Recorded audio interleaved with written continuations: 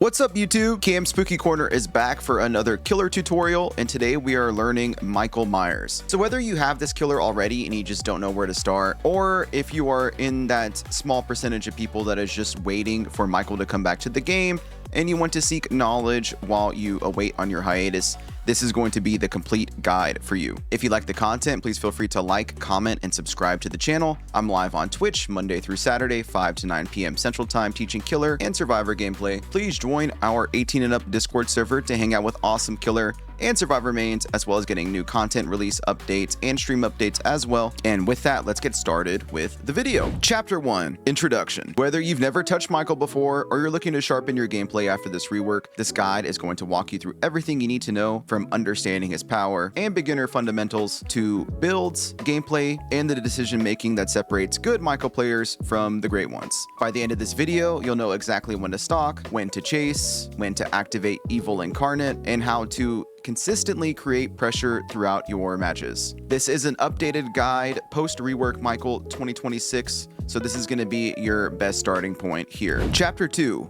Understanding Michael's Power. Before we jump into gameplay, let's quickly break down Michael's power and the numbers you actually need to know. Michael is a 115% movement speed killer, meaning he moves at 4.6 meters per second. I recommend running 103 for your FOV setting, which is the maximum field of view settings and gives you the widest view possible. Michael has 3 different modes: Stalker mode, Pursuer mode, and Evil Incarnate mode. Stalker mode. This is your stealth mode. Your movement speed is reduced to 4.2 meters per second, 105% of the normal movement speed for a killer. Your terror radius is 0 meters. You are undetectable. Stalking range is between 2.5 to 32 meters without add-ons, and your mode swap cooldown takes up to 3 seconds to change. While standing still, you gain 1 stalk point per second. If you're moving while stalking, that drops to 0.75 stock points per second. So whenever it's safe, standing still is the fastest way to build your power. It takes 5 stock points to fully charge Evil Incarnate. If your meter is between 50 and 99% and you stop stalking for 20 seconds, your meter immediately drops back to 50%. However, once your meter is completely full, it no longer decays. Also, unlike old Michael, stalking multiple survivors at the same time does not build your meter any faster. Next up is the Pursuer mode. This is the mode you'll spend most of the match in. In Pursuer mode, you have 4.6 meter per second movement speed, a 16 meter terror radius, you volt 20% faster than a normal killer, 20% faster pallet and wall breaks, 20% faster stun recovery from pallets, and a 20% longer maximum lunge range. Once your stock meter is completely full, you're automatically locked into Pursuer mode. You can hold a full Evil Incarnate for as long as you like, but you won't be able to return to Stalker mode until you activate it. Evil Incarnate mode. Once you've earned 5 stock points, you can activate Evil Incarnate mode whenever you choose. While active, it lasts 60 seconds, keeps every Pursuer mode bonus, unlocks Slaughtering Strike, allowing you to instantly down survivors and destroy drop pallets or breakable walls. Survivors on Death Hook can be moried by your own hand. Now that you understand how Michael's power works, let's talk about how to actually use it. Chapter 3, Beginner Tips and Mistakes to Avoid. Before we jump into builds and gameplay, I want to cover a few beginner mistakes I see all the time. First,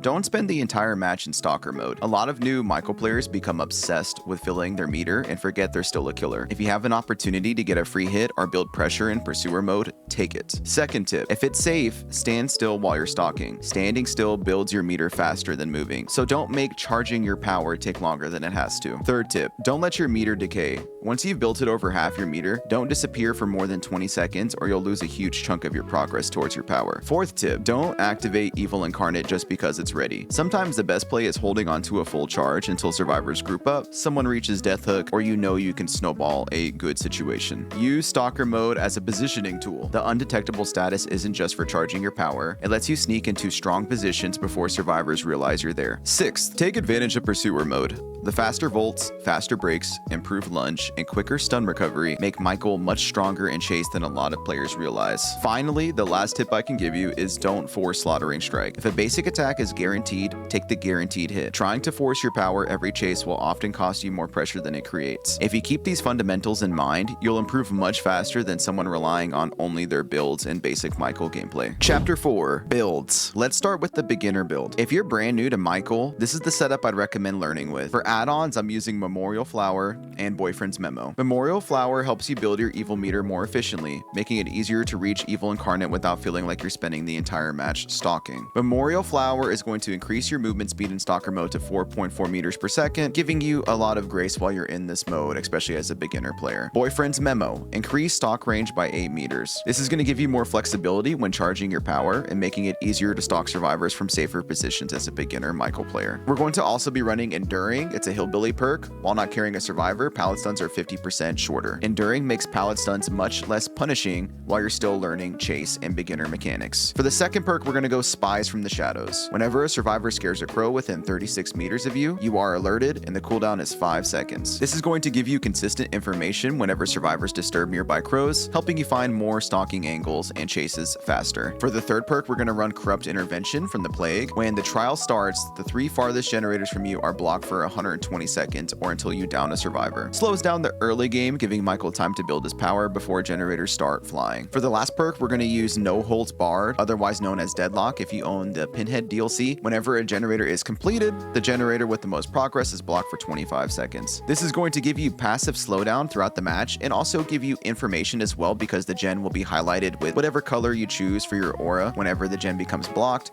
which is going to tell you where to rotate next to be able to find more survivors to chase and stalk. This is going to be your most beginner friendly build for Michael. For the next build, it's going to be what I like to call the advanced Michael build. This is going to be for players that are fully comfortable with Michael and his gameplay mechanics, and what I believe is a good build that balances fun and competitive playstyles. For the add-ons, we're going to take the Vanity Mirror first. When Evil Incarnate mode ends, you see the aura of all survivors for 4 seconds. This is going to help you immediately find your next target after your power ends and keeping the game rolling. For the second add-on, we're going to go Hairbrush. When Evil Incarnate activates, the next pallet break is 50% faster. This keeps your momentum rolling during your power, and survivors tend to panic and pre-drop pallets as soon as they hear you go into power as well. For the first perk up, we're running Lethal Pursuer. It's a Nemesis perk. When the trial starts, you see the auras of all survivors for 9 seconds. Whenever you see a survivor's aura for a duration, it is extended by 2 seconds longer as well. This is going to help you find survivors immediately so you can begin building your power as quickly as possible, and it's going to also synergize well with the Vanity Mirror add-on, increasing its duration from 4 seconds to 6 seconds. For the second perk, we're going to run Bamboozle. It's a clown teachable perk. Whenever you vault a window, it is blocked for survivors for 16 seconds. You basic vault windows 15% faster as well. So with this perk right here, this is going to synergize really well with Michael when you're in your Evil Incarnate mode. Since you vault faster anyways, this is going to bump that up to 35% vaulting speed. It's going to shut off loops quick and force survivors into playing pallets only, which are only a finite resource in the match. For the third perk, we're going to do Infectious Fright, which is a Plague teachable perk. This is the centerpiece of the Michael build right here. Whenever you down a survivor, survivors within your terror radius scream and you are alerted of their location for 6 seconds. This is allowing you to immediately chain downs during your Evil Incarnate mode, which is on a limited duration and can lead to multiple chain slugs and can snowball your game heavily with this perk right here. Finally, for the last perk, we're going to do Deadlock again, or otherwise known as No Holds Barred, depending if you own the Pinhead license or not. Whenever a generator is completed, the gen with the most progress is blocked for 25 seconds, allows you some passive slowdown without having to kick gens throughout the match,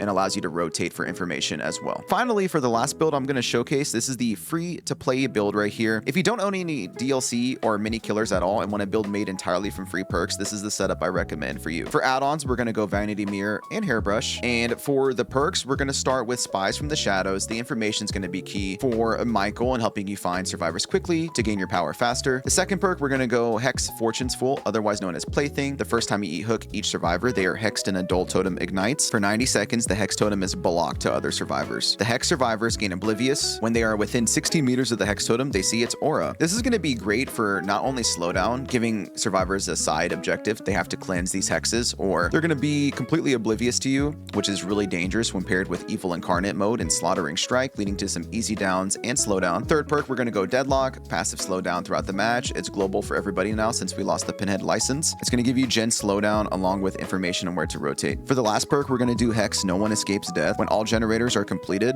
a dull totem ignites, survivors gain exposed, you gain 4% haste. Within 4 meters, survivors see the hex totem's aura expanding to 24 meters over 30 seconds. Noed's going to give you the last opportunity to turn the game around once the exit gates are powered. Basically, this double ups with Michael's power because survivors may be able to cleanse the totem in the end game, but you're also going to be stalking as well. So if you can have a fully charged Evil Incarnate mode along with Hex Noed, your entire end game should be completely snowball worthy and able to turn even a bad game into a good one. Chapter 5. 5, custom match demonstration. Now that you understand how Michael's power works and have a good build to get started with, let's head into a custom match so I can show you exactly how these mechanics look in a controlled environment. Okay, so at the start of the match right here, you're always going to start in your stalker mode. Right now I have Lethal Pursuer active, so I'm going to rotate over here to the survivors and start stalking and show you what it looks like. In this stalker mode, remember, we only move at 4.2 meters per second, have no terror radius, and you're basically just a normal killer when it comes to pallets and windows and things like that.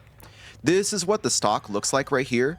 The character will glow white. You'll see at the bottom part of the screen right there, the power meter filling up very quickly. Once the box is completely glowing red, that means you have Evil Incarnate mode ready to go. So you can use it whenever you're ready. This is what it sounds like when you activate it. It gives the survivors a Q and gives them a chance as well to counter you. This is what a fully charged slaughtering strike looks like as well. You're going to lunge forward at a very rapid pace. You cover a lot of distance right there, and it's going to allow you to insta-down survivors as well. You don't have to fully charge this mechanic, though. You can do little short bursts with it just like that, but you travel less distance. This is the amount of time it takes to fully charge it, and this is what a full swing looks like, and that's what it looks like when you break breakable walls with it as well. You have 60 seconds, not considering add-ons, of how long you can be in this power for. So make sure you keep an eye on your timer as much as possible. I'll let this bot drop the pallet so I can show you what it looks like when we break it. Remember, while you're in Evil Incarnate mode, you are fully in Pursuer mode as well. So you gain the benefits of our shorter pallet durations for stuns, you can vault windows faster, and your lunge is longer too. So right now I'm stalking this survivor while in chase, so I'm going to stalk slower than if I was standing still. This is what it looks like. It's pretty easy for survivors to get away from you and to break line of sight whenever you are in this mode. Right now, as you can see, I'm over halfway with my stalking meter. You will hear Michael's sound kind of play when you reach the 50% mark. I'm going to show you what it looks like when it decays now. I'm going to leave the area. Within about 20 seconds, that meter should decay back to halfway down. So we'll see right here in a moment. There it is right there. So now I'm back down to 50%. If you don't stalk within 20 seconds and you're between 50 and 99%, it'll just go back down to half. This is what Pursuer mode looks like right here. I'm a normal movement speed killer, 4.6 meters per second. My lunge attack is a little bit longer too. 20% longer to be exact. And I'll show you what it looks like when you get pallets done as well in this form. Pallet. There we go. So that's 20% right there. And I can break it 20% faster so you can hear it as well. This is what it looks like switching forms right here. I switched to Stalker mode. It's going to be a few second delay. Switching to Pursuer mode, few second delay. Can't do anything right here. We are in Evil Incarnate mode now. So with the full charge, this is what the camera control looks like. It's very, very forgiving. They updated it post rework and they made it so controllable now where it's pretty easy to not get hits with it. It's very, very forgiving. You cover a lot of distance as well. When it comes to playing short pallets like this, a little bit of advice is to always have pallet control, because if the survivor's on the other side of the truck, it's super easy to punish them. If the survivor has pallet control on that side, it's very easy for them to time a pallet stun right here. Now, if I have pallet control, I can catch them on the other side of the loop before they even get close to dropping the pallet. So just a little tip for you. And with that, that's pretty much everything we need to go over right here when it comes to the basic gameplay mechanics of Michael. And now I'll walk you through a live coaching session with me playing an actual game against real survivors. Okay, so we're starting the match right now on Mother's Dwelling. We're going to start stalking right here through the window. I don't think the survivor is going to see me right away, so I should get some pretty good stalk. Oh, unfortunate, they found me. I'm starting the match in Stalker mode. I want to get as much as I can. Let's go ahead and switch to Pursuer so we're faster. We'll kick this generator. And then I'm going to go back to Stalker mode and get some stock on Sable right here. Okay, stock a little bit. I might be able to get a full power meter right here. I'm going to go for it. There it is. Full power, sweet. Now we're stuck in Pursuer mode. I have Bamboozle, so I'm probably going to bam this window up, honestly. Bam that. Injure you. I'm going to go ahead and hold on to my Evil Incarnate mode. I want to wait till I have more of a snowball potential so I can like chain slug or something. Let's see. Probably going to drop pallet. There we go. Let's see if anybody's on top of the hill over here. Oh, yeah. We're going to switch to Pursuer or Evil mode now. Awesome. I'm going to leave him on the ground. Infectious Fright's going to give me slug potential. So I'm going to look for someone right over here. Aw, W's. Okay, nice. We're going to go for this hook.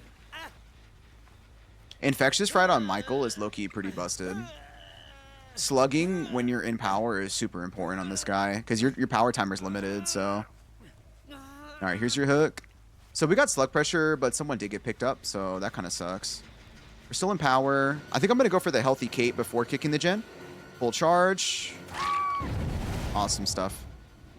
Now let's leave Kate on the ground for just a moment. We'll go kick gens. We have all the pressure we need because we're in power still. So it kind of like makes survivors panic a little bit. We'll go ahead and kick this gen too. Nice. Now we'll go for the pickup on the slug survivor. Good vanity mirror value right there. Do y'all see that? I see two people far side. I see Sable right here. Trying to go for the flashlight. Okay, so now we're out of power. So we're back in stalker mode. We should be able to get a little bit of stock right here. Let's just keep going. I'm going to switch to pursuer mode, and I'm going to get a slug right here. Now I'm going to go up to the top of the hill, stalker mode, and I'm going to look to see if anybody's coming for a save yet. Nope, I just saw Ace get healed, so he's on the other side of the map. Him and Renato just reset. So what I'm thinking is we're going to hook you right here on the corner, and then I'm going to start looking the other direction for the unhook. So let's see. Look around. I might see someone on the hill. No, not yet. Okay. Look, look, look. No. Hold on. Was that somebody? They must be on this side of the map then, on those gens. They might be hugging the walls on the outer edge of the map, so we'll have to see. Oh, Sable just got unhooked. And you just got unhooked. Okay, I totally missed both of them. No, it's not Chaos Shuffle. Let's look. I saw somebody run this direction. Oh, here's Renato. Let's get some stock. My cat wants uppies, so I'm going to have to pick up my cat here in a moment, or he's going to claw my leg. Stalk you, stalk you. Awesome. Let's go ahead and use our power right here and see how this goes. Finesse, do you have life? Nope. Let's look back around. Look back. Ooh, good job leaving the loop. Oh my goodness. I fucked up. I got too greedy right there with my power. I think someone's probably going to be in Shack or Shack area. No, I don't hear anything. Okay, we leave. I saw someone rotate to this gen over here, so we don't have that filler palette anymore to worry about, so that's nice. We'll go for Kate right here. Get close. I will say when you're using your slaughtering strike, if it's a dead zone, just make sure you get close to the survivor. Don't get spun, because some people will try to spin you. But make your shot easier to land too.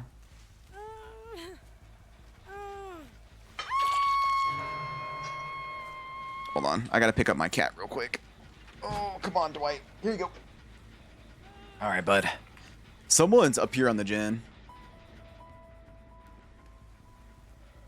I just tiered down too, so... Oh, Vanity Mirror is giving me a fuck ton of value though, see?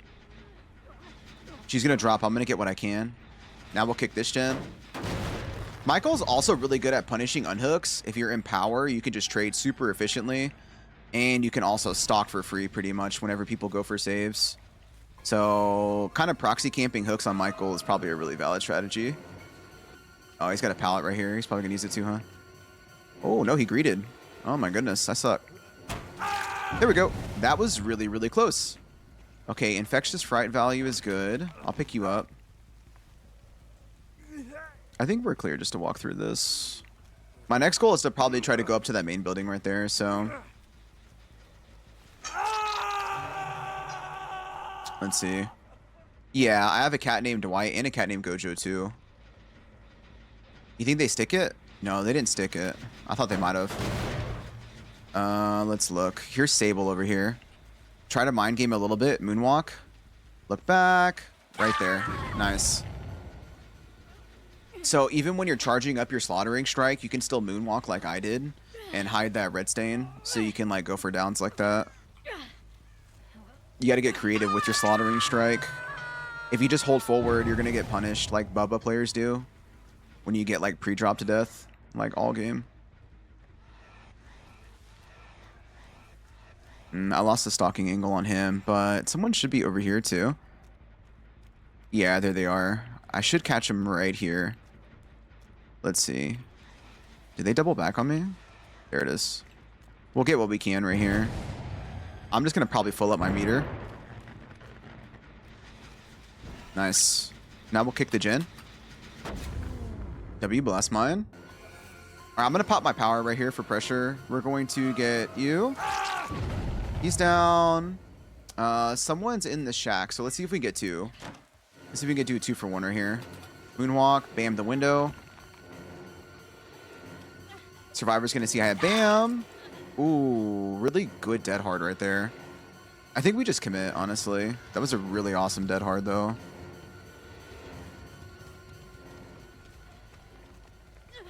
Let's see. Go back. Pallet's gonna go down right here for sure. We'll shred it. That window's bammed. Unsafe window right here. Moonwalk back. And big swing. And now, since we're in our evil incarnate mode and they're on Death Hook, we can Mori for free. Which is pretty nice. Pretty nice. I'm going to get my stock right here. If I have to, I'll injure him for pressure too, but I'd rather get my stock, I think. Ooh, this is a really good spot to be in right here. We have a little bit of time too. Look back. Stock. Sweet. As much as I want to go kick that gen upstairs, I think I'm just going to commit to this down and see. Look back. Nice little moonwalk. Okay. Let me see if I can go and stop this survivor from popping this gen. They sound pretty greedy. She has not dropped yet, so we're just going to have to do this. Oh, yeah, you can also grab people. Yeah, just as a reminder, if a survivor's on Death Hook, you can also just grab them with the grab animation and Mori them if they're on Death Hook, so... Okay, last survivor's over here, so let's go get the 4K. Let's look. Stairs up here. Bamboozle. Down. Oh, another window to chain to. We're in Stalker mode right now, so we can mind game with Vanity Mirror add-on. It's going to make us really hard to track, so GG's. Are you right here? Oh my goodness, he is right here. Yo, GG's. That was a really good hiding spot. Holy shit, I like cannot see you.